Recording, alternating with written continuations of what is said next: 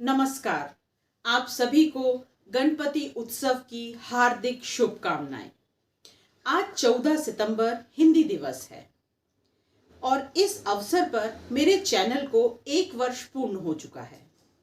मेरे उन सभी दर्शकों का बहुत बहुत धन्यवाद और आभार जिन्होंने मेरे चैनल को सब्सक्राइब किया और अपने से जुड़े लोगों को सब्सक्राइब करने के लिए प्रेरित किया। आप सभी की शुभकामनाओं और सहयोग के साथ ही हम यहाँ तक पहुँचे हैं। आज के तकनीकी दौर में बच्चों और बड़ों के पास पुस्तकें पढ़ने का बिल्कुल समय नहीं है, लेकिन कहानियाँ सुनने के बहुत सारे विकल्प हैं। गत वर्ष मेरी पूरी कोशिश रही कि मैं आप लोगों तक अच्छी कहानियाँ पहुँचा सकूँ, जिसमें हमने बड़ों की कहानियों के साथ साथ गुरुवार को बच्चों की कहानियां भी पोस्ट की। आशा करती हूं आपको जरूर पसंद आई होंगी। 2021 हमारे देश में आजादी का अमृत महोत्सव के रूप में मनाया जा रहा है और यही सही समय है कि देशवासी हिंदी की ताकत को पहचाने। हिंदी हमारे स्वाभिमान की भाषा है।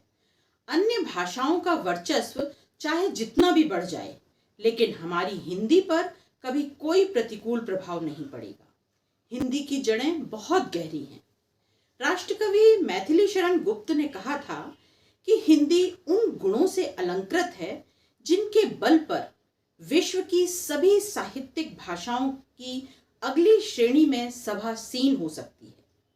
समाज सुधारक दयानंद सरस्वती का कहना था कि हिंदी के माध्यम से सारे भारत को एक सूत्र में पिरोया जा सकता है।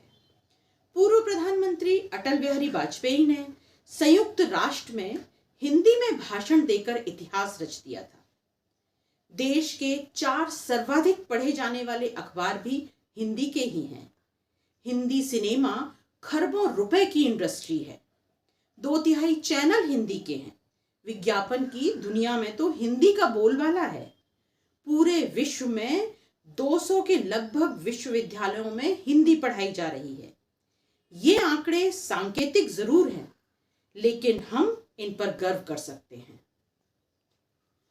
मुझे अपने पर गर्व है कि मैं हिंदी भाषी हूं और अपनी भावनाओं को हिंदी में बहुत अच्छे से व्यक्त कर सकती हूं। अपने इस चैनल के माध्यम से मैं निरंतर आप सभी तक बड़ों और बच्चों की कहानियां, अन्य भाषाओं में लिखी हुई कहानियां जो हिंदी में अनुवाद की गई हैं, आप सभी तक हमेशा पहुंचाती रहूंगी।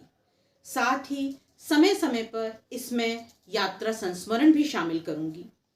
आज इस चैनल के पहले जन्मदिन पर आप सभी से अनुरोध है कि मेरे इस कार्य को प्रोत्साहित करते हुए ज़्यादा से ज़्यादा लोगों के साथ शेयर कीजिए।